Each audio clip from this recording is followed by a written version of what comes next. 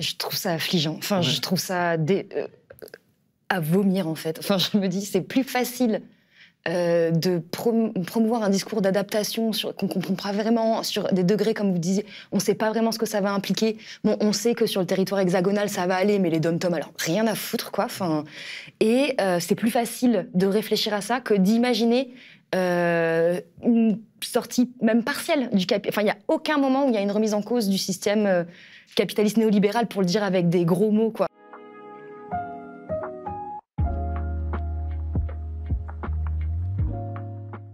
Vous, je ne sais pas si vous attendez quelque chose en particulier de cette COP, en tout cas ce que vous dites depuis longtemps, pour cette COP comme pour les précédentes, en réalité, les États ne sont pas en train de renoncer, ils n'ont jamais voulu vraiment agir. Est-ce que vous pouvez nous expliquer pourquoi ? Alors c'est d'abord un constat d'historien, en fait, quand on se plonge dans les archives la manière dont les gouvernements ont reçu les alertes climatiques depuis la fin des années 1970.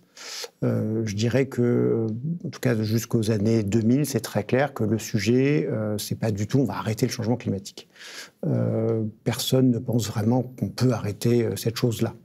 Dès 1976, il y a un congrès qui se tient proche de la Maison-Blanche, à Washington. Le titre, c'est « Living with Climate Change », vivre avec le changement climatique. Dès 1979-1980, c'est un petit peu la doctrine officielle en fait aux États-Unis en disant le changement climatique va avoir lieu. Est-ce que c'est grave pour les États-Unis ? Et le constat qui est fait, enfin les conclusions qui sont faites dans ces colloques de la fin des années 70, début des années 80, c'est qu'en fait 3 degrés pour les États-Unis, c'est encaissable en fait. Okay. Voilà. C'est-à-dire le secteur le plus impacté sera sans doute l'agriculture, mais à l'échelle des États-Unis, on peut toujours relocaliser une partie de la production dans d'autres zones. Et c'est une vision assez cynique du monde, parce qu'ils savent très bien que pour d'autres pays, ça va être beaucoup, beaucoup plus compliqué, surtout le Bangladesh qui est cité à l'époque. Mais même pour ces pays-là, l'enjeu, c'est de dire plus ils seront riches et développés, donc plus ils auront brûlé d'énergie fossile, en fait, plus ils seront capables d'encaisser le réchauffement climatique. Dès 1900, dans les années 1980, en Angleterre, on a à peu près le même constat qui est fait, en disant on ne peut pas faire grand-chose face à cet énorme phénomène global. Le mieux qu'on puisse espérer, c'est que ce ne soit pas trop grave pour les Anglais, quoi. Donc il y avait vraiment, à mon avis, une conviction assez forte de la part des pays riches. Les archives que j'ai vues sont simplement des archives des pays riches, qu'ils seront capables de s'adapter à plus 2, plus 3 degrés, quoi. Est-ce que c'est toujours aujourd'hui le même langage qui prévaut, le même cadrage, je veux dire, parce que vous dites notamment que l'accord de Paris, quand on a préparé cette émission, vous avez dit, ma collègue Jade Lingard, que finalement, d'une certaine façon, l'accord de Paris, dont on a parlé tout à l'heure, c'était un peu un anachronisme, c'est-à-dire qui, par ailleurs, peut avoir ouvert la porte à d'autres illusions. Est-ce que vous pouvez nous raconter de façon synthétique, j'en suis désolé, mais c'est hyper important de comprendre ça. Non, mais en 2 mots, en gros, donc... on pense qu'on peut ralentir le changement climatique, mais on ne pense pas qu'on peut l'arrêter dans les années 80 et encore dans les années 90. Ouais. Et puis, à partir des années 2000, il y a vraiment l'objectif de dire il faut respecter les 2 degrés, et pour ça, il faut atteindre la neutralité carbone quelque part en 2050. C'est toujours le discours qu'on entend aujourd'hui, même si de plus en plus de gens savent que ce ne sera probablement pas atteignable.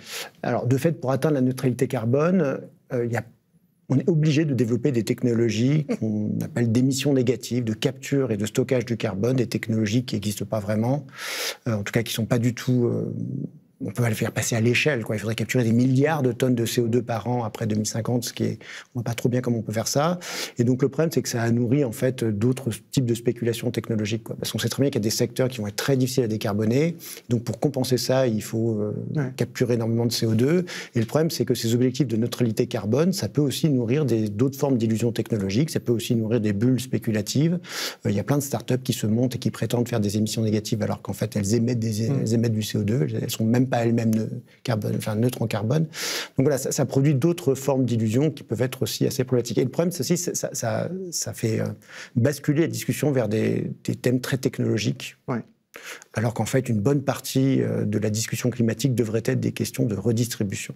Et vous dites d'ailleurs que cet enjeu-là, autour des questions technologiques, s'insère même, y compris dans les rapports du GIEC, le groupement intergouvernemental des experts sur le climat. Vous avez fait un article là-dessus qui a valu un certain nombre de polémiques avec des climatologues, par exemple. C'est-à-dire quand on regarde les 6 rapports du groupe 3 du GIEC, celui qui est en charge de la mitigation, de l'atténuation des émissions de CO2, on voit qu'il parle quasiment exclusivement, alors c'est pas que, mais c'est presque, de technologie, et souvent de high-tech. Dans le dernier rapport, tout va devenir smart.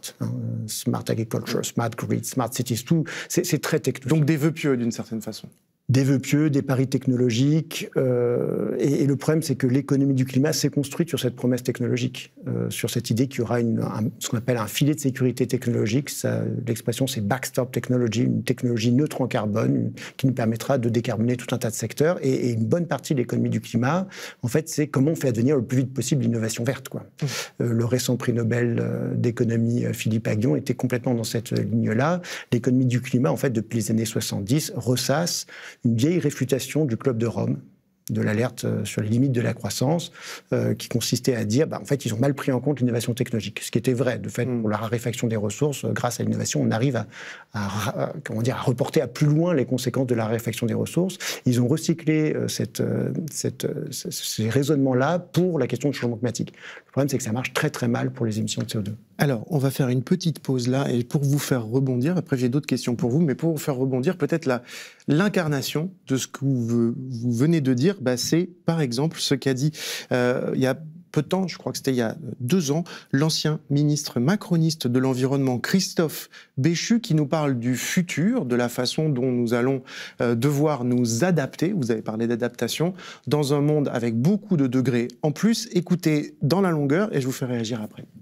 À la minute où on se parle, on est déjà à 1,7 degré d'augmentation des températures par rapport à l'ère pré-industrielle en France. Les experts du GIEC nous disent on n'est pas dans la bonne trajectoire. On va aller vers 2,8, 3,2 à l'échelle mondiale. Ça voudrait dire au moins 4 degrés en France. Préparer notre pays à 4 degrés, ça veut dire anticiper beaucoup de changements. À 4 degrés, on va atteindre jusqu'à 1,20 m d'augmentation des eaux dans la deuxième moitié du siècle. Se préparer à ça, c'est pas le souhaiter, c'est au contraire sortir du déni. Alors, j'ai trouvé cet extrait intéressant, Sébastien Dutruc. Qu'est-ce qui vous inspire, vous qui réfléchissez beaucoup à la façon dont finalement nous, collectivement, réfléchissons à ce qui se profile devant nous? C'est un ministre, c'est un responsable qui, en fait, nous prédit le pire avec des termes, avec des chiffres qu'on ne va pas forcément comprendre, et finalement nous dit, en fait, nous n'avons there is no alternative, c'est s'adapter. Et on ne sait pas très bien de ce dont il s'agit. Qu'est-ce que ça vous inspire, vous, du point de vue le philosophe? Qu'est-ce qu'il en pense? Le philosophe, je ne sais pas, en tout cas ça vient confirmer exactement le diagnostic que venait de poser Jean-Baptiste. D'une certaine manière, on est rassuré qu'une forme d'adaptation se prépare. Ça a été longtemps une des critiques de ne pas s'atteler à cette question-là. Et d'un autre côté, ça vient accepter tacitement que l'accord de Paris est en fait un peu illusoire, quoi. Ouais. Comment vous recevez ça, Laurence, cette déclaration-là politique dont on a beaucoup parlé, et lui il prétend nous adapter, adapter le pays, dire il faut anticiper parce qu'il y aura ce sera très grave. Je trouve ça affligeant. Enfin, je trouve ça à vomir en fait. Enfin, je me dis c'est plus facile de promouvoir un discours d'adaptation qu'on ne comprend pas vraiment, sur des degrés, comme vous disiez, on ne sait pas vraiment ce que ça va impliquer. Bon, on sait que sur le territoire hexagonal, ça va aller, mais les dom-toms, alors rien à foutre, quoi. Enfin, et c'est plus facile de réfléchir à ça que d'imaginer une sortie même partielle du capital. Enfin, il n'y a aucun moment où il y a une remise en cause du système capitaliste néolibéral, pour le dire avec des gros mots, quoi. Enfin, c'est plus facile... Enfin bon, je sais pas, je trouve il y a un truc, c'est dissonant. Enfin, c'est du foutage de gueule. C'est quoi, c'est une gestion technocratique de la catastrophe, c'est ça? Oui, c'est comment le système qui produit le problème auquel on est en train de faire face, c'est-à-dire un capitalisme financiarisé, technologique, etc., est censé être la solution. Alors que, comme le disait tout à l'heure Jean-Baptiste, c'est une question de justice, c'est une question de redistribution, c'est une question politique, d'organisation, et c'est vraiment comment c'est une fuite en avant vers préserver ses privilèges de confort occidental. En fait, c'est eugéniste comme projet. Enfin, eugéniste. C'est juste pour quelques-uns, c'est ça? Ceux qui pourront s'en sortir. Ouais, c'est ça.